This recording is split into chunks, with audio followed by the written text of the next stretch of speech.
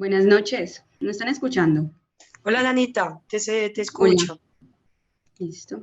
En este momento hay aproximadamente 14 personas conectadas. Entonces, para cumplir con la agenda y ser puntuales, vamos a dar inicio con este tema de formación de Servit, donde están invitados pues todos los colaboradores, tanto de Clínica del Oriente como de Servit. Le vamos a dar paso al doctor Ramón, él les va a dar un saludo y posterior a ello vamos a pasar con el doctor Eri, quien vamos a estar más o menos una hora. Este va a ser un encuentro de todos los miércoles a las 7 de la noche, donde va a ser temas de formación enfocados en nuestros usuarios. Entonces, doctor Ramón, muy buenas noches, ¿cómo está? Y le doy paso para que salude a todos. Hola, ¿qué onda, María? ¿Cómo están? Bueno. Bien, doctor, ¿cómo está?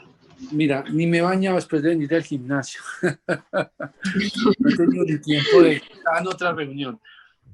Bueno, pues ¿cuál es la idea? Y que hagamos de esta una actividad de educación continuada para que participemos de manera voluntaria.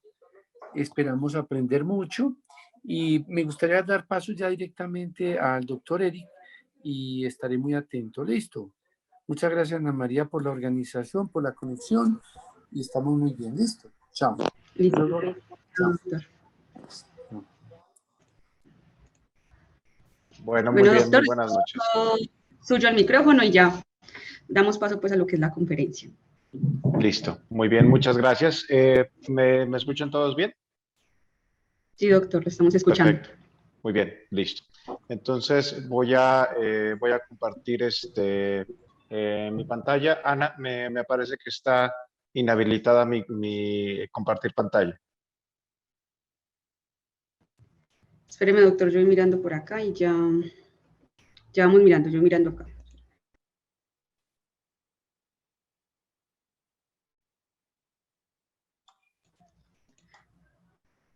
Doctor, si quiere podemos hacer una cosa. Si quiere me presta la diapositiva, me la comparte por correo, yo se la voy pasando desde acá. Ok, muy bien. A ver, permítame entonces un momento. ¿Por correo o por WhatsApp? ¿Hola? Sí, por WhatsApp también puede ser. Ok, voy para allá.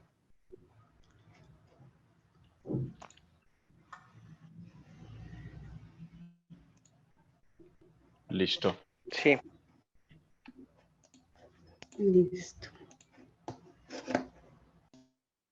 Ana, ya puedo compartir, ¿eh?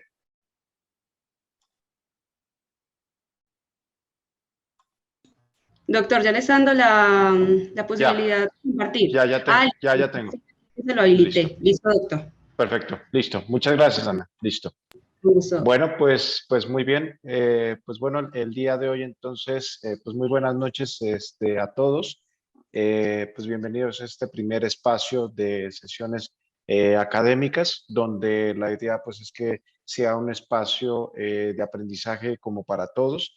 La idea es que pues como pues, sabemos que somos una institución multidisciplinaria, ¿cierto? Que no sea esto propiamente solamente como una intervención como por parte del servicio de psiquiatría o de medicina, sino que esto puede ser como de intervención como para todos los demás. La idea es que todos podamos tener como espacios como de aprendizajes, como decía Ana y el doctor Ramón, enfocados pues obviamente como en nuestros usuarios y con las necesidades que vamos teniendo precisamente en cuanto a ellos, ¿cierto?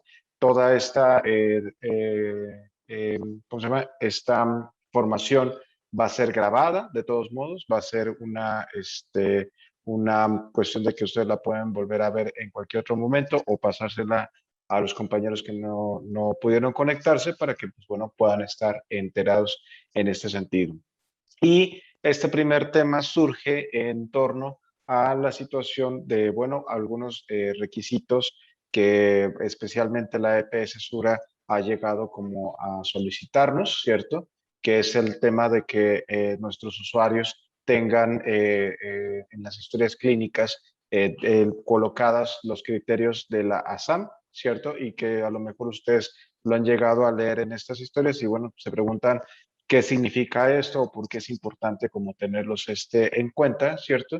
Y de ahí que es pues necesario el hecho de que conozcamos, aunque sea de una manera somera, estos criterios, ¿cierto? ¿Para qué sirven? ¿Cómo es que se llevan a cabo, ¿cierto? Porque a final de cuentas, quien termina como calificando, pues he sido yo, porque a final de cuentas tengo yo la formación, pero la idea es que a final de cuentas todos los podamos ir realizando como en su momento, que se irán dando cuenta que es más o menos lo que nosotros hacemos en los STARS, ¿cierto? Pero nos va a ayudar a dar como una cuestión en torno a dar una identificación en cuáles son las etapas que los pacientes deben de tener. Cuando nosotros hablamos de posicionamiento en proceso, no hablo del hecho como del posicionamiento del paciente, como de enfermería, en donde tiene que estar en tal o cual posición, sino me refiero a el tema de colocar el paciente en qué etapa del tratamiento, ¿cierto? Y entonces, en este sentido, siempre queda la duda de cuál es como el mejor tipo de tratamiento que existe para un paciente. Si el tratamiento internado, si el tratamiento ambulatorio, si el tratamiento de hospital parcial, ¿cierto? Y cómo evaluamos esta parte como del tema de que un paciente como ingrese, no ingrese, o que pase de distintas etapas, etcétera, en ese sentido. Y en este punto, el posicionamiento clásicamente de todos los modelos que hay, los podemos resumir en tres grandes tipos de posicionamiento. El posicionamiento por complicaciones, el posicionamiento por diagnóstico y el posicionamiento que nosotros practicamos, que es un posicionamiento individualizado que está guiado por la evaluación y guiado también por los resultados. Rápidamente mencionándoles, el modelo guiado por complicaciones es un modelo estrictamente médico. Es un modelo en el cual el paciente específicamente va a ser manejado de una manera hospitalaria, ¿cierto? Y que es el que se lleva dentro de los servicios de urgencias. Por ejemplo, si llega un paciente intoxicado, ¿cierto? Por alcohol y no tiene alteraciones en sus signos vitales, se envía a tratamiento ambulatorio, entonces no se hospitaliza. Pero si llega un paciente con una abstinencia alcohólica que está convulsionando o que llega a tener unas alucinaciones, entonces termina ingresado directamente dentro del servicio como de urgencias. Pero nótese entonces que está basándose dentro de las complicaciones médicas que este paciente está teniendo. No propiamente toma un efecto dentro del tratamiento como de la adicción, sino propiamente de las descompensaciones médicas que este paciente está teniendo. Es útil, claro está, ¿cierto? Pero no es un modelo como tal de tratamiento de adicción. Y está el modelo guiado por diagnóstico, que es muy habitualmente el modelo ¿cómo se llama? Que se guían por las comunidades terapéuticas, ¿cierto? Tan es así que, por ejemplo, ustedes pueden observar en las comunidades terapéuticas que existen pacientes que tienen diversas severidades como de los trastornos de consumo de sustancias, que existen los pacientes que tienen una severidad muy grave hasta los pacientes que tienen una severidad muy leve y que todos son cortados como por la misma tijera. Como todos tienen el mismo diagnóstico de trastorno por consumo de sustancias, entonces todos se posicionan dentro de un mismo modelito, que es el modelo como tal de intervención terapéutica. O al contrario, en aquellos modelos que son totalmente ambulatorios, como tienen la opción de ingresarlos directamente hacia un tratamiento internado, entonces a todos los pacientes, sea la severidad que tengan, como todos tienen el mismo diagnóstico, entonces son ingresados dentro de un mismo modelo. También puede llegar a ser útil, pero no es el que tenga como tal de los mejores resultados. Entonces, el tipo de modelo como es que el que nosotros tenemos, es un modelo de tipo individualizado, en el cual precisamente se hace un enfoque directamente ante las necesidades, prioridades, complicaciones y situaciones a nivel medioambiental que está también teniendo como el paciente, ¿cierto? Y que las evaluaciones van a determinar propiamente las recomendaciones y el tiempo de estancia, ¿cierto? Nosotros sabemos que tenemos como por escrito en nuestro modelo de tratamiento que cada paso de etapa más o menos dura 2 meses, ¿cierto? Y un proceso completo más o menos pasando por etapa 1, 2 y 3 va a ser más o menos de 6 meses y posteriormente a esto es un tratamiento ambulatorio que más o menos dura 12 meses o 2 años de una manera como completa, ¿cierto? Con las posibilidades de reingreso y demás, que es así como lo tenemos. Y suena verdaderamente como algo muy rígido. Sin embargo, nos hemos dado cuenta cómo el modelo de nosotros se ha ido cada vez flexibilizando. Y no es propiamente el hecho de que nos hayamos vuelto como más flexibles, ¿cierto? Y que eso tenga una cuestión, bastante adversa, sino que antes al contrario, estamos cada vez como metidos en cuáles son las necesidades reales que está teniendo como estos pacientes, ¿cierto? El modelo individualizado entonces comienza a través como de una evaluación a integridad de ese paciente que ayude en la identificación de las necesidades del funcionamiento y a través de esto se hace un posicionamiento. Posteriormente a que se hace el posicionamiento y se lleven todas las estrategias y metas, ahí relacionadas con la cuestión de la etapa, entonces se vuelve a hacer una evaluación del tratamiento, que es lo que nosotros conocemos como evaluación de los compromisos, y posteriormente a esta evaluación de compromisos y metas, nosotros volvemos a hacer una nueva reevaluación para volver a identificar las necesidades y tratamiento, y así es como nosotros podemos llegar a decir que este paciente pasa o no de etapa, ¿cierto?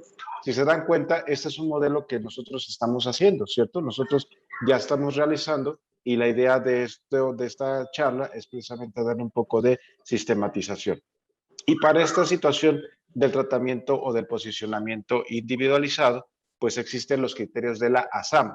ASAM significa la Sociedad Americana de Medicina Adictológica, ¿cierto? Que es la que evalúa a todos los profesionales en el área de la medicina de adicción, no de psiquiatría adictológica, ni psicología de adicciones, sino esta parte que, por ejemplo, acá en nuestro país son los médicos especialistas en adicciones, que no son psiquiatras, no son psicólogos, sino que tienen una formación de médico general y una especialización como tal en adicciones, ¿cierto? Esos son los que evalúan a estos pacientes. Pero estos pacientes, gente de la ASAM, llegaron a tener como una muy buena cuestión de evaluación individualizada y creación de unos criterios específicos que van a poder ayudar a que nosotros podamos determinar de manera exacta cuál es el nivel de posicionamiento que va a tener como estos pacientes y que están caracterizados por el hecho de que es una evaluación multidimensional. Es decir, evalúa distintas áreas de funcionamiento del individuo, van a estar ayudados a colocarnos como por criterios y nos va a ayudar a dar como varias como necesidades. Entonces, estos criterios, los principios que guían a estos criterios es el hecho de tener estar guiado por metas. Cris, porfa, ¿pueden apagar el micrófono? Ahí creo que Cris es lo que tiene el micrófono prendido. Gracias.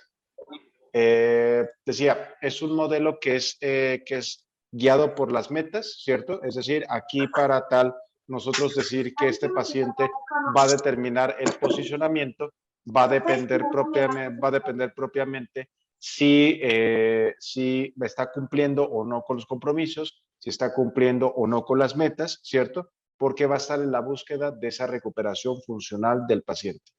Es un plan individualizado que, a pesar de que a lo mejor vamos a tener nosotros pacientes que están en distintas etapas o que tienen distintas severidades de tratamiento del fenómeno adictivo, pues son pacientes que no van a estar en el mismo plan todos, ¿cierto? Van a tener distintos compromisos y distintas tareas a trabajar, ¿cierto? También va a estar valorada por el posicionamiento, haciendo preferible el tratamiento que es el menos intensivo, pero siempre colocándolo dentro del nivel que resulta más adecuado. Una situación de cuidado continuo en el hecho de que es un tratamiento cíclico, que es un tratamiento que está constantemente dentro de una evaluación continua, de que constantemente estamos evaluando al paciente, ver si está cumpliendo con compromisos, con metas, si se está cumpliendo constantemente con objetivos como de tratamiento, así como de constantemente progreso. Si nos damos cuenta, nuestro modelo no es totalmente lineal. no es que sea etapa 1, etapa 2, etapa 3, etapa 4, ¿cierto? Sino que el modelo puede pasarse de etapa 1 a etapa 3 a etapa 4, o etapa 1 a etapa 4, o etapa 4 a etapa 1, ¿cierto? ¿Por qué? Precisamente por esta circularidad que nosotros estamos teniendo y esta flexibilización e individualización que estamos realizando con nuestros pacientes. Y un tema muy importante que siempre nos lo terminan diciendo o preguntando todos nuestros pacientes es cuánto tiempo dura el proceso de internamiento, cuánto tiempo es el que voy a estar aquí, porque pues obviamente siempre esto genera como mucha ansiedad. Pero la gran ventaja o la gran situación que nosotros tenemos y que gradualmente vamos manejando con nuestros pacientes es que precisamente el tiempo de tratamiento depende propiamente de la evolución que vaya teniendo el propio paciente, de los compromisos que vaya adquiriendo y del trabajo que también se va haciendo con nuestra familia. Entonces, no hay un tiempo establecido realmente como de un tratamiento, ¿cierto? Que si bien nosotros en el papel lo tenemos escrito que cada etapa dura 2 meses, realmente no es que dure necesariamente 2 meses el tiempo de tratamiento. Ese tal vez será el estandarizado, pero todo depende de cómo nosotros estemos valorando las necesidades de compromiso, de cuidado y de atención con estos mismos. También es un principio que está basado en la evidencia, ¿cierto? Porque está constantemente validado científicamente, pero siempre tomando la experiencia y los recursos de lo que el equipo psicosocial sabe y siempre también reconociendo que la adicción es una enfermedad crónica, ¿cierto? Y que requiere de la evaluación de distintos factores, no solamente los individuales del propio paciente. Entonces, ¿cuáles van a ser estas famosas dimensiones de los criterios de ASAP? Van a ser 6 dimensiones, ¿cierto? Que van a estar evaluadas propiamente en el hecho de justamente el nivel de urgencia en el cual nosotros tenemos que intervenir. Las primeras 3 dimensiones, una alta severidad en cualquiera de esas primeras 3 dimensiones es la necesidad de remitir a un paciente de una institución como la nuestra hacia un hospital de mayor intensidad. Por ejemplo, la primera dimensión que tenemos que identificar es el nivel de intoxicación o potencial de abstinencia que tiene, por ejemplo, ese paciente, ¿cierto? Si, por ejemplo, nosotros vemos un paciente que está en una intoxicación aguda por opioides, ¿cierto? Por favor, ¿me podrían apagar los micrófonos? Hola. Gracias. Listo. Decía, si nosotros, por ejemplo, vemos un paciente que está en una intoxicación aguda por opioides y ese paciente se nos está desaturando, está desoxigenando y demás en el sentido, ¿qué tenemos que hacer? Como nos sucedió en algún momento con Abraham, que tenía una situación de intoxicación muy severa, o recientemente con Eliana, que nosotros veamos que está desaturando. ¿Qué fue lo que tuvimos que hacer? Remitir a una institución que pudiera darle manejo a esa intoxicación aguda, como fue, por ejemplo, la clínica Sommer en ambos casos, ¿cierto? Alta severidad de la dimensión 1, que es una intoxicación aguda o un potencial de abstinencia muy elevado, requiere de la remisión hacia un centro en donde pueden manejarse esa intoxicación o esa abstinencia, ¿cierto? La dimensión 2 tiene que ver con condiciones biomédicas o complicaciones, es decir, descompensaciones dentro del área orgánica. Un paciente que, por ejemplo, a lo mejor tiene una abstinencia más o menos manejable, pero se está infartando, pues obviamente no lo vamos a quedar nosotros, no nos lo vamos a quedar a que pues, se infarte nosotros porque no tenemos los medios de donde manejarlo. Entonces, ¿qué tenemos que hacer si se está infartando? Lo vamos a tener que remitir a una institución donde le puedan dar ese manejo, como por ejemplo la clínica Sommer, ¿cierto?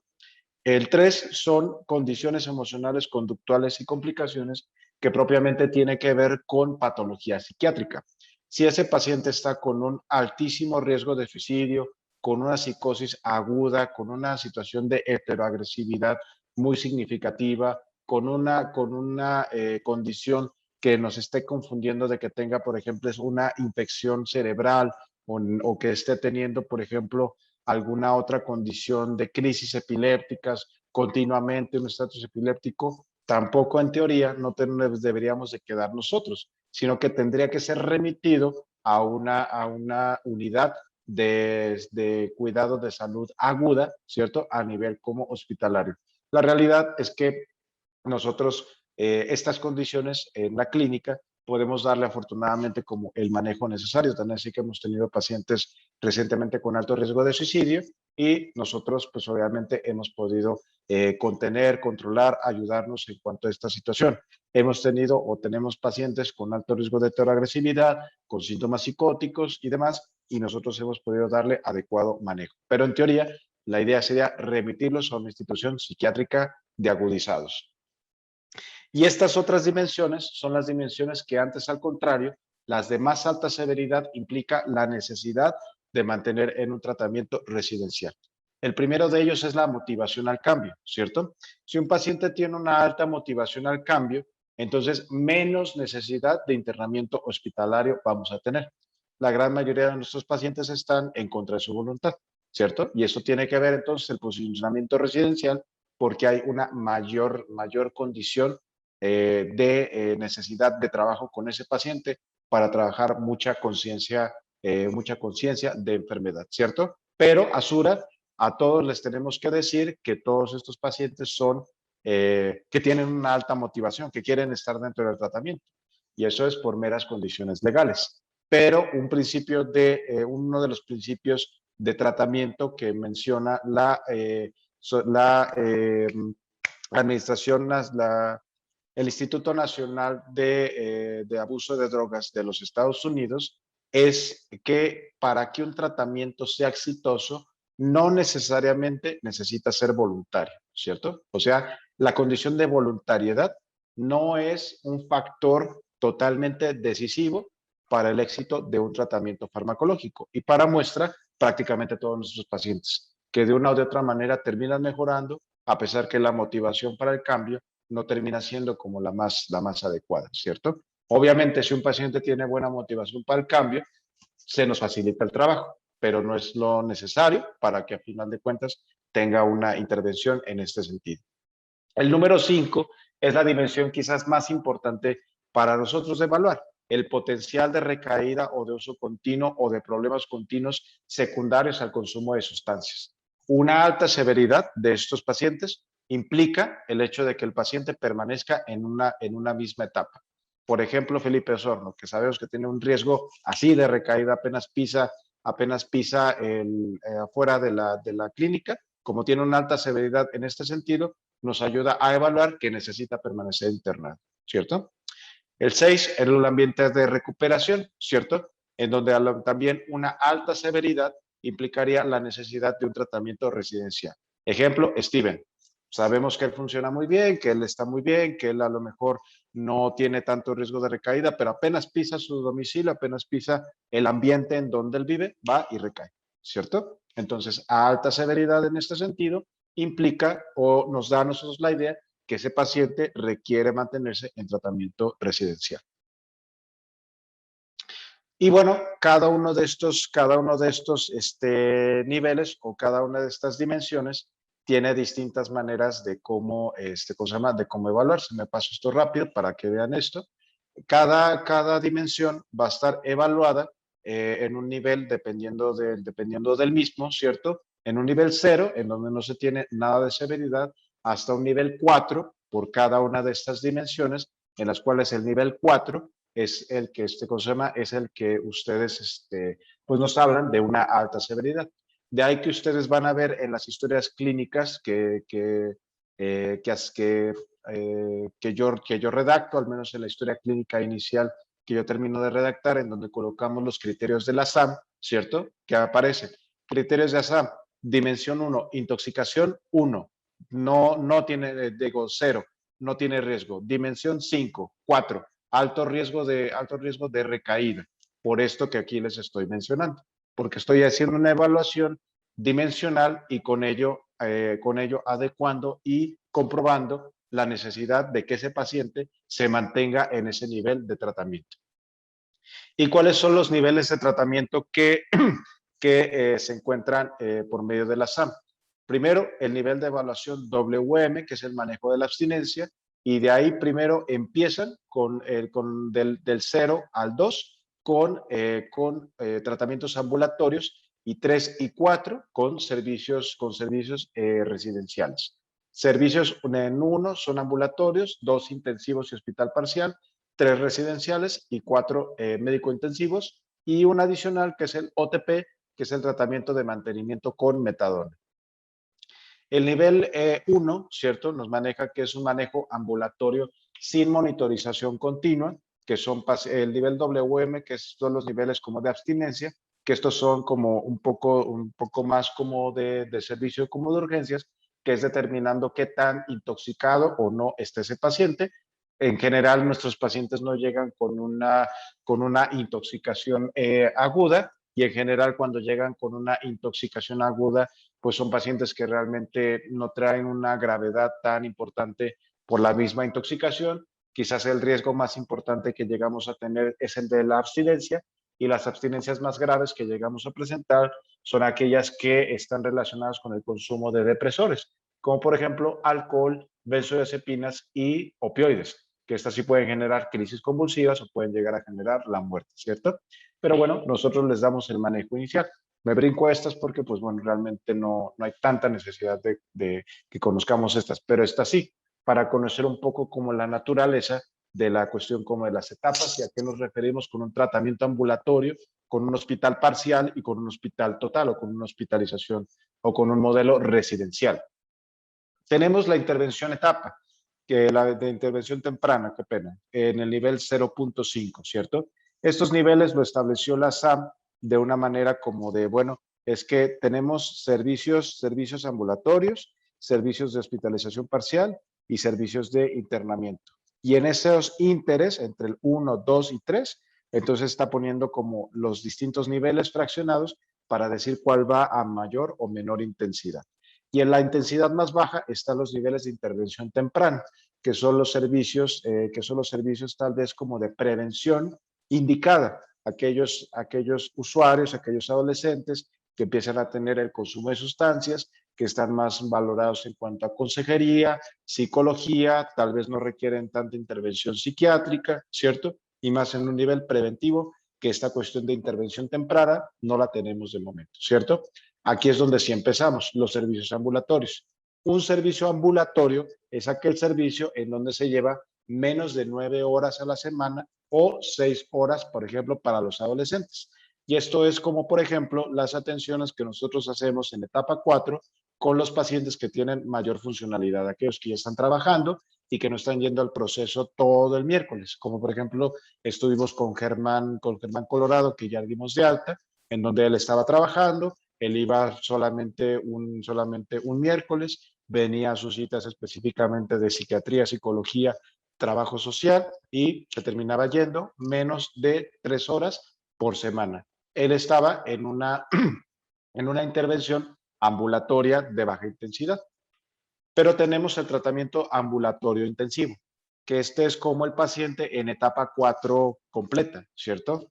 En el cual, por ejemplo, están 9 horas a la semana para adultos o 6 o más horas a la semana para los adolescentes en un plan estructurado, ¿cierto? Es decir, con las citas propiamente, con un plan de tratamiento, que es como por ejemplo tenemos ahora a Sebastián Quirós, como tenemos, por ejemplo, a Luis Ángel Mesa, en donde todos los miércoles están yendo a realizar distintas actividades, en teoría desde las 8 de la mañana hasta las 4 de la tarde. Es decir, tenemos 8 horas de una manera continua de un tratamiento ambulatorio intensivo, ¿cierto? Que es distinto de un hospital parcial. Hospital parcial sería más bien como etapa 3, ¿cierto? Etapa 3 con estos pacientes que salen a buscar trabajo o están realizando como actividades prelaborales por fuera, que no están como tanto dentro del mismo proceso terapéutico, pero se mantienen en una intensidad más o menos del residencial de 20 horas a la semana, ¿cierto? Hay pacientes en la etapa 4 y pacientes en etapa 3 que cuadran con este modelo de hospital parcial. Y estos son los niveles ambulatorios. Los niveles residenciales son los niveles primero de baja intensidad, en donde hay una estructura de 24 horas, ¿cierto? Con el tema de un tratamiento como residencial, ¿cierto? Que esto también a final de cuentas nosotros lo tenemos, que es el paciente en etapa 3, también que no está con una situación prelaboral que a lo mejor no lo tenemos tan intensivamente con un tratamiento continuo en distintas, distintas estrategias. Se menciona que es menos de 4 horas al día de ese tratamiento, pero residencial. El residencial de baja intensidad para población especial tiene más intensidad porque es una población especial, aquellos que tienen deficiencias cognitivas o dificultades como patología dual, como una gran cantidad como de nuestros pacientes. Pero etapa 1 y etapa 2 más bien entran dentro de el residencial de alta intensidad, en el cual hay una estructura de 24 horas que siempre se está en disposición para tratar de llevar al paciente a la resocialización, que tiene una estructura mucho más establecida, que tiene un cronograma de actividades prácticamente como de todo el día, que hay muy pocos elementos libres y que es un proceso terapéutico formal como el que nosotros llegamos a tener. Este residencial de alta intensidad es etapa 1 y también etapa 2, ¿cierto? Ya a niveles que son más bien medicalizados, que son pacientes que requieren más bien intervenciones médicas, es el nivel 3-7, residencial monitorizado médicamente, en donde hay cuidados de enfermería de 24 horas, monitorización constante de signos vitales y con un alto riesgo en las dimensiones que les dije primero, 1, 2 y 3. Y el más grave de todos es el internamiento intensivo médico, que ya es propiamente el internamiento que se da, por ejemplo, en las unidades de cuidado intensivo o de cuidados especiales, ¿cierto? Que es un riesgo muy, muy importante, de mucha severidad al paciente médicamente inestable, ¿cierto? Y que requiere pues todo este manejo como de abstinencia y demás en ese sentido. Y el tratamiento de adicción no empieza en ese momento, sino que se trata de dar el enganche al paciente para que después pueda volver a se disminuya la intensidad y empiece un tratamiento residencial de alta intensidad o, dependiendo del posicionamiento, un tratamiento ambulatorio. Pero bueno, ahora, ¿cómo se evalúa esta parte? ¿Cierto? Primero, hay una herramienta específica, que es propiamente la herramienta de los criterios como de la SAM, y se llega a hacer una gráfica, que es esta que yo aquí les estoy mostrando. Y para ello, pues voy a hacer un ejercicio más o menos rápido, ocupando un paciente que casi todos conocemos, Paulo Gaviria, ¿cierto? Para que más o menos vayamos viendo cómo es que se realiza o cómo es que tenemos que tener pensado como el posicionamiento con estos pacientes. Los voy a dejar de compartir un momento y voy a volver a compartir la pantalla aquí. ¿Listo? Entonces, quiero que nosotros veamos esta pantalla y esta está, pues bueno, en inglés, pero aquí más o menos yo les voy comentando, y aquí está dividida en distintas dimensiones, ¿cierto? Aquí este criterio, ¿cierto? Mantiene cerrado hospital parcial porque el hospital de donde yo saqué esta herramienta, pues no tiene los servicios de hospital parcial, entonces por default la cerraron. Pero normalmente esta parte está abierta, ¿cierto? Esta parte también tendría que estar como en azulito, ¿listo? Entonces pensemos primero, la dimensión 1, el nivel de intoxicación. En este momento, por ejemplo, Paulo se encuentra con un riesgo de intoxicación aguda o con un riesgo de abstinencia aguda. No, realmente no la tiene, porque él ya está desintoxicado, ya no tiene el consumo de sustancias activas, y la abstinencia de todos modos que él pudiera haber desarrollado debido a las sustancias que él consumía, tampoco se catalogaría de una manera como peligrosa. Entonces lo colocaríamos aquí que está en un nivel 0. Entonces lo pondríamos aquí en un nivel 0 y como tal podríamos pensar que, miren, cuando nosotros evaluamos solamente esta dimensión, el nivel 0 solamente nos menciona que podría ser o intervención temprana o servicios ambulatorios o inclusive hasta ambulatorios normales, ambulatorios intensivos o inclusive hospital día. Es decir, niveles ambulatorios, y se prefiere el nivel de menos severidad. Entonces, para intervención temprana no sería de prevención, sería entonces un servicio ambulatorio, ¿cierto? Dimensión 2, que son problemas biomédicos. Esta es la herramienta de la SAM. La dimensión 2 nos dice, bueno, ¿cuáles son los síntomas médicos que este paciente está teniendo?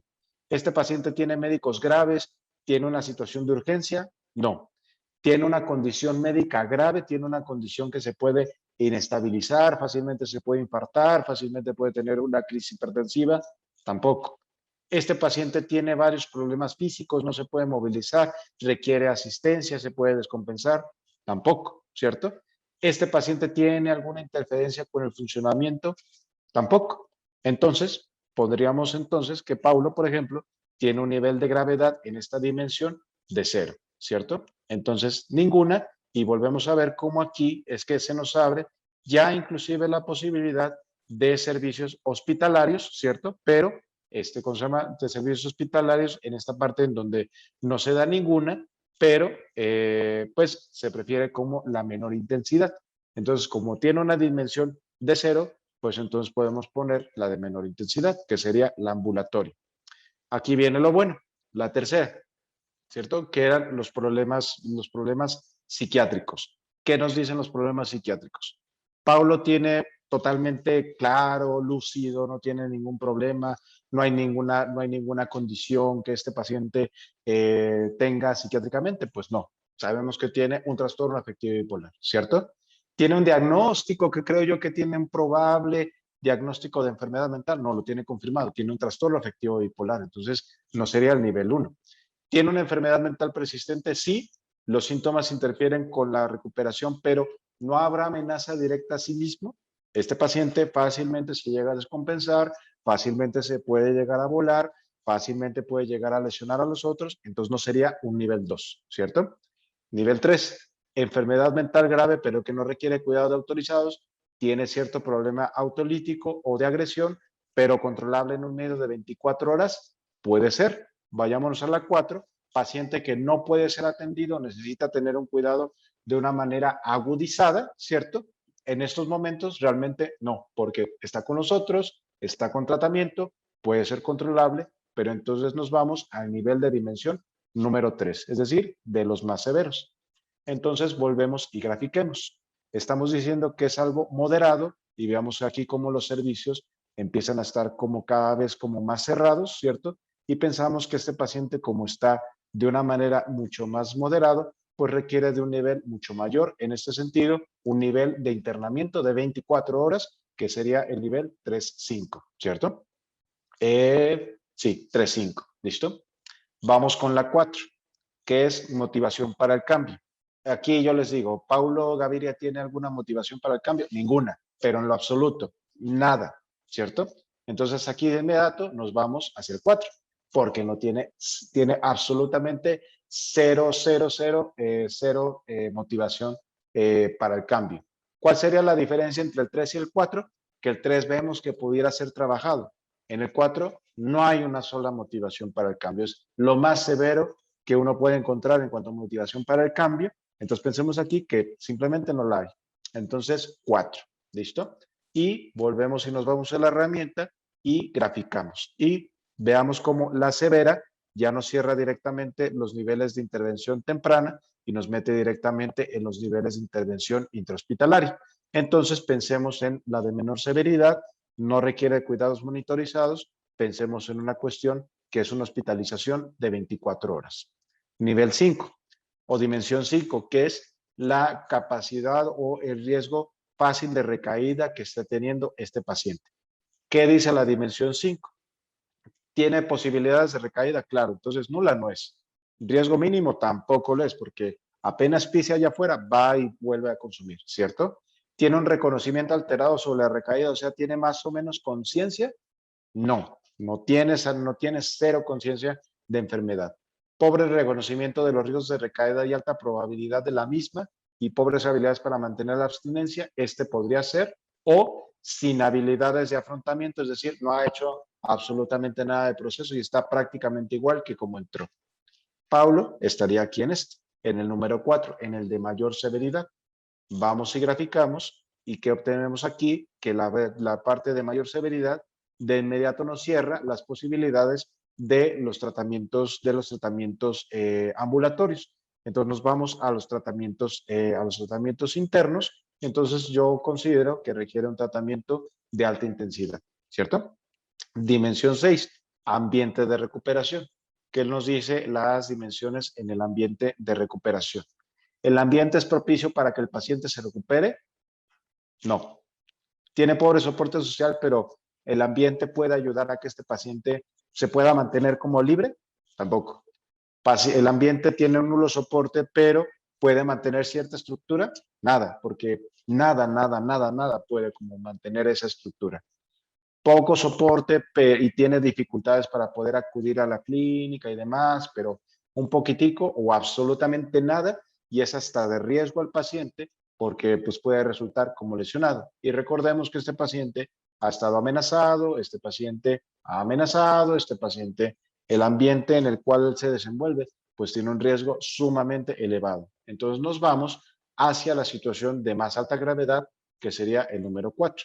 Y vemos cómo en la dimensión 6 se nos cierran la posibilidad de tratamientos ambulatorios, solamente es la parte como intensiva, en caso dado de que este paciente lo adquiera, pero yo considero, pero uno en la experiencia, porque eso es la medicina basada en la evidencia, ¿cuál es la evidencia? Pero bueno, dependiendo de lo que yo estoy observando, también mi observación es válida.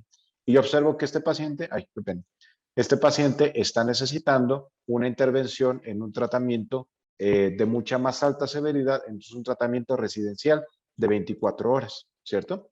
Entonces vean cómo es que nosotros con esta graficación, en donde yo estoy viendo que este paciente está teniendo mayor necesidad de tratamientos intensivos, podemos entonces poder lograr el posicionamiento más adecuado de nuestros pacientes, ¿cierto?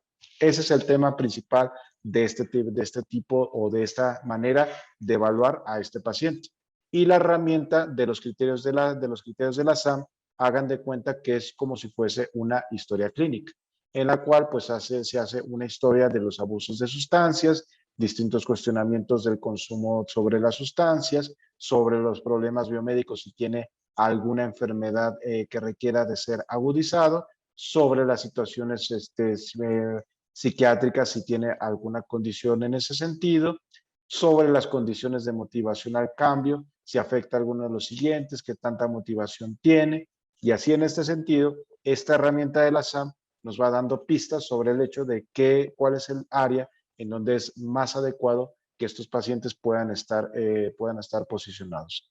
Entonces, este es un poco el trabajo que yo realizo, ¿cierto? Cuando estoy haciendo este posicionamiento de los pacientes en la SAM, ¿cierto? Que se dan cuenta casi todos los pacientes que se encuentran hospitalizados. Si ustedes ven la historia clínica, casi siempre van a ver ustedes que en niveles, en las dimensiones 5 y 6, van a tener las más altas severidades que van a con eso justificar la presencia o no de que estos pacientes requieran de hacer un tratamiento residencial. Y si lo vamos viendo, a lo mejor no lo sabíamos totalmente, lo habíamos hecho como con mucha basada como en lo que nosotros conocemos, en la evidencia que nosotros tenemos también, pero veamos cómo nuestro modelo de tratamiento se ajusta de una manera bien adecuada con criterios que son internacionales, con criterios que son reconocidos, con criterios que son validados científicamente y con criterios que la EPS, ¿cierto? Los toma como una base fundamental para poder justificar la necesidad de que estos pacientes continúen en esta estrategia.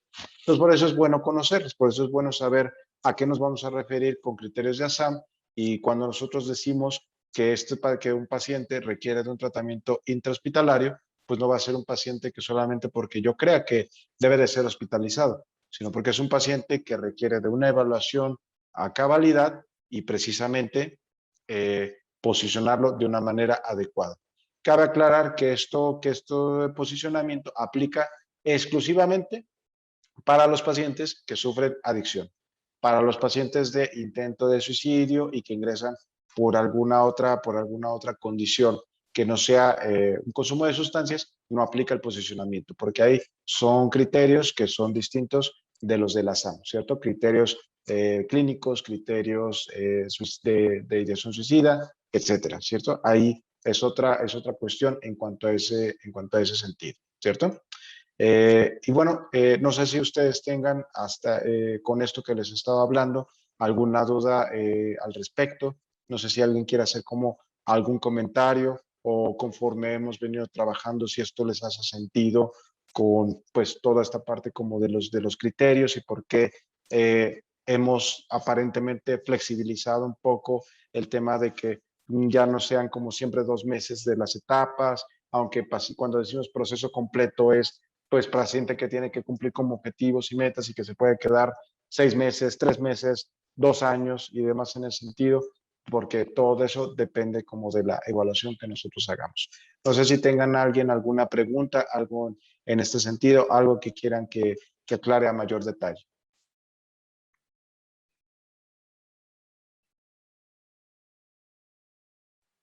Doctor, buenas noches. La Cris, ¿qué Bueno, más?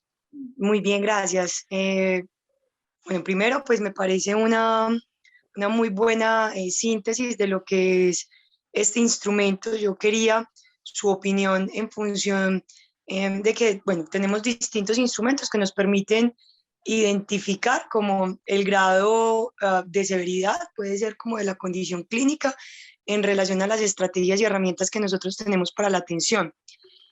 Tenemos esta otra, digamos, herramienta que es el ASIS, pero siento pues que esta que usted hoy nos ha comentado es mucho más completa, pero igual me gustaría pues como contar con su opinión frente a algunas propuestas e ideas que se vienen planteando en la institución frente al tema de, a ver, como de tener asistencia esto se llama captación, más bien, ¿cierto?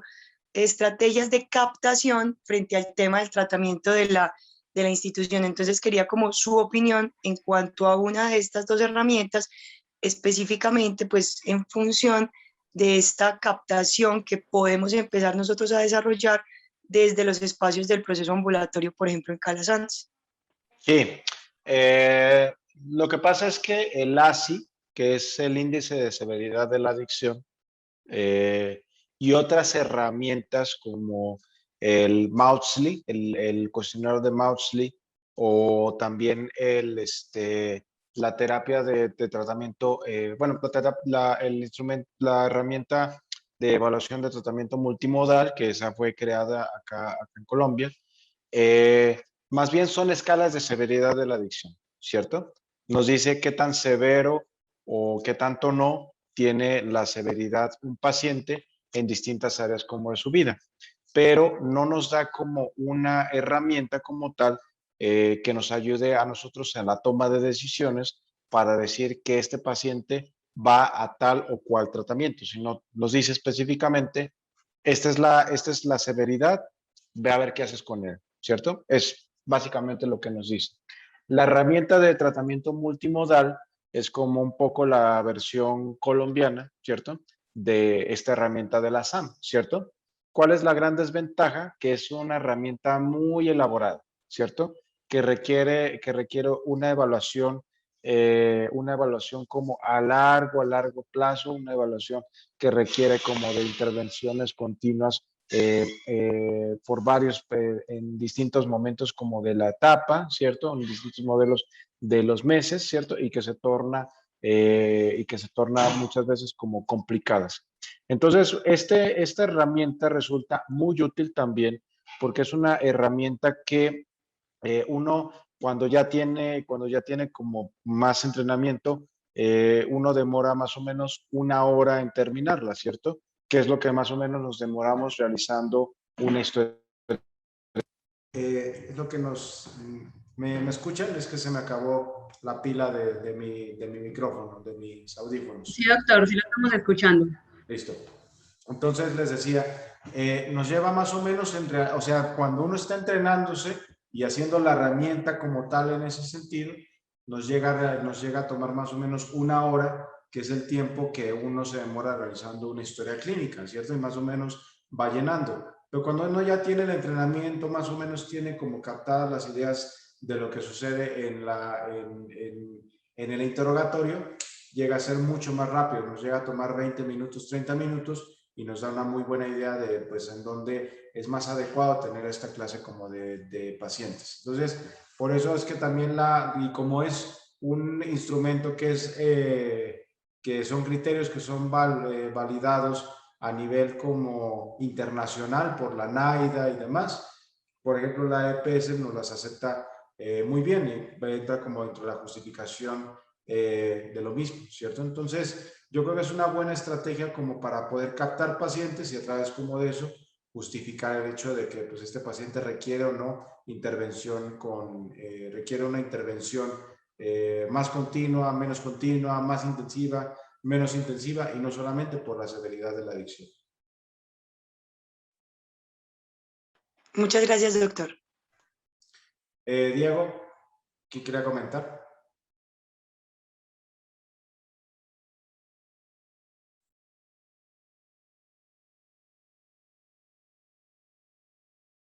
Diego. Buenas noches, doctor. Buenas noches a todos.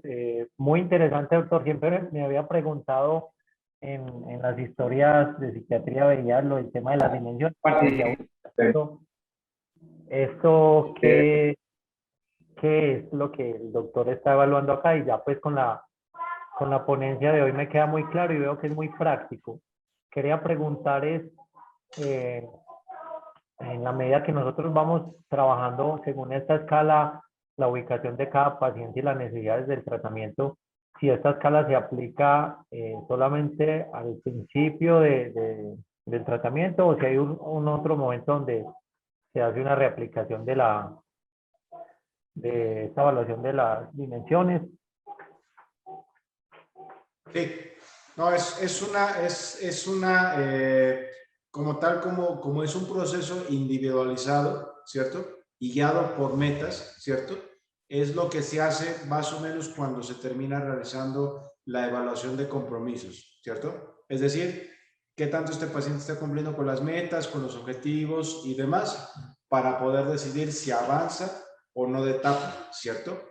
Si cumple con los objetivos y es ahí donde, por ejemplo, en los staffs nosotros lo realizamos tal vez un poco de manera empírica, no cogiéndonos tanto del instrumento, pero a final de cuentas como vamos diciendo, bueno, tal paciente está para paso de etapa, psiquiatría, ¿qué opina? Pasa, psicología, ¿qué opina? Pasa, trabajo social pasa, pues ¿qué opinan los demás si pasa o no pasa? ¿Cierto? ¿Y por qué decidimos si pasa o no pasa? Por el cumplimiento de los objetivos terapéuticos que cada una de las especialidades vamos teniendo. Por ejemplo, ¿cuál es la dimensión que principalmente evalúo yo? La dimensión 3, que es la cuestión como de tratamiento de aspecto psiquiátrico, la dimensión 5, que es la de posibilidades de recaída. Trabajo social, ¿cuál? La dimensión 6, que tiene que ver con la de ambiente social predominantemente, y la 5. Psicología, ¿cuál? La psicología, ¿cuál? 4, 5 y 6, por ejemplo. O sea, si se dan cuenta, o sea, con todo ese trabajo que nosotros hacemos en el paso de etapa, realmente nosotros estamos pudiendo como ayudarnos en este adecuado posicionamiento que tenemos con nuestros pacientes. Entonces, sí, se tiene que hacer como en todo este sentido, cada que un paciente va cumpliendo con objetivos, se tiene que volver a aplicar como la escala para poder reposicionar este paciente, que es cambio de etapa propiamente.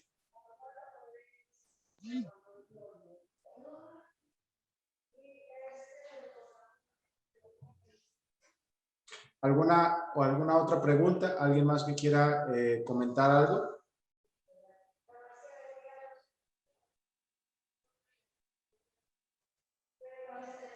Un gusto, Diego. Bueno, pues muy bien.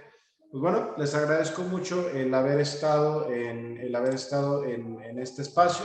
Como les digo, va a ser un espacio de cada miércoles. Inicialmente me van a estar viendo a mí dando estas clases y demás, pero la idea es que vayamos de todo el mundo como juntándonos como distintos temas y demás para que vayamos realizándole.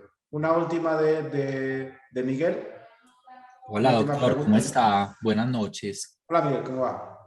Doctor, muy chévere lo que usted nos plantea. Es como una manera muy objetiva de determinar si una persona necesita internación o no. A mí me gustaría saber de pronto qué tan reacio puede ser el paciente ante la propuesta de ser internado en ese mismo momento en el que se está haciendo la evaluación. Sí, vamos, es que digamos que esta herramienta es más como para nosotros, como para darnos claridad como a nosotros, ¿cierto? Porque ya sabemos lo que pasa con nuestros pacientes. En muchas ocasiones minimizan el consumo, en muchas ocasiones minimizan la severidad, no son conscientes del daño hacia sí mismos, hacia los demás, ¿cierto? Y muchas veces por esta falta de conciencia de enfermedad, pues nos evitan o nos llegan a dar como la vuelta muchas veces en el hecho de decir, pues este paciente requiere un tratamiento ambulatorio o no, ¿cierto? Entonces, esta estrategia o esta herramienta nos ayuda a nosotros a darnos como mayor claridad, aunque claro, el paciente va a ser por lo regular muy renuente al tema de ser internado en esos momentos. Pero fíjense en lo que dice, por ejemplo, ahí la dimensión 4, que es la de motivación para el cambio, en la cual la más severa es precisamente esa renuencia, ¿cierto? Y con todo y que es la más severa en esa renuncia, no es el hecho que nos dice, como no se quiere internar o como no está motivado para el cambio, entonces hay que mandarlo para el ambulatorio o hay que darlo como de alta, ¿cierto? Como uno podría llegarlo a creer o como un poco la ley nos pone, que tiene que ser totalmente como voluntario, ¿cierto? Sino que va muy relacionado a los principios de tratamiento del NIDA, ¿cierto? De que no importa que sea involuntario, puede ser de todos modos exitoso. Y es ahí donde no tienen como la conciencia del cambio, y si las demás dimensiones están muy alteradas, pues es el tema como del internamiento inclusive en contra de la voluntad.